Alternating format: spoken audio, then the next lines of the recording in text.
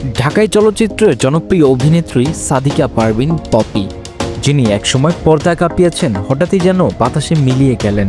5 বছর ধরে তার কোনো খোঁজ মেলেনি। ভক্তদের মনে প্রশ্ন, পপি কোথায়, কেন হারিয়ে গেলেন তিনি? অবশেষে সামনে এলো এক ভয়ঙ্কর সত্য, যা শোনার পর শিউরে উঠতে হয় দর্শকদের। অনেক গুঞ্জনের পর জানা গেছে পপি আসলে আড়ালে যান এক গোপন সংসার রচনার জন্য। 2021 সালের অক্টোবরে ঢাকার একটি বেসরকারি হাসপাতালে পুত্র সন্তানের জন্ম দেন তিনি। সন্তানের নাম রাখা হয় আয়াত। এখন তার বয়স প্রায় 4 বছর। আর তার স্বামী আদনান উদ্দিন কামাল, যিনি একজন ধনী ব্যবসায়ী এবং একটি বড় প্রতিষ্ঠানের ম্যানেজিং ডিরেক্টর। শুধু সংসার করাই কি তার আড়ালে যাওয়ার কারণ? না, বিষয়টি এখানেই শেষ নয়। পপির পরিবার বলছে তাকে জোর করে বিয়ে করেছে আদনান উদ্দিন কামাল।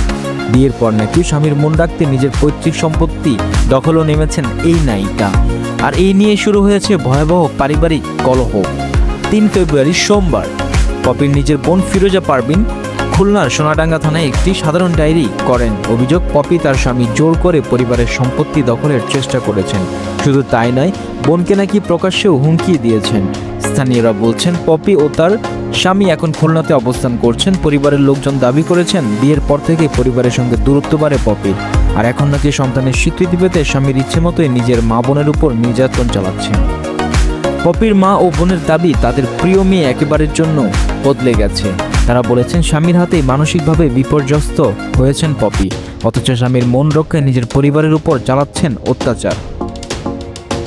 এই ভয়ঙ্কর ঘটনার পর পপির সঙ্গে যোগাযোগ করার চেষ্টা হলেও তিনি কোনো সাড়া দেননি।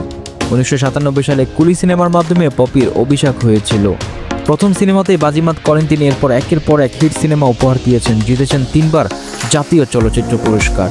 অথচ আজ তিনি আলোচনার কেন্দ্রবিন্দু, কিন্তু তার অভিনয়ের জন্য নয়, বরং তার ব্যক্তিগত জীবনের এক ভয়ঙ্কর মোড়ের জন্য। পপি কি নিজেই ফাঁদে পড়েছেন, নাকি নিজেই একজন ভয়ঙ্কর চরিত্র? এখন অপেক্ষা শুধু পপির মুখ থেকে এই রহস্যের পর্দা ফাঁস করার।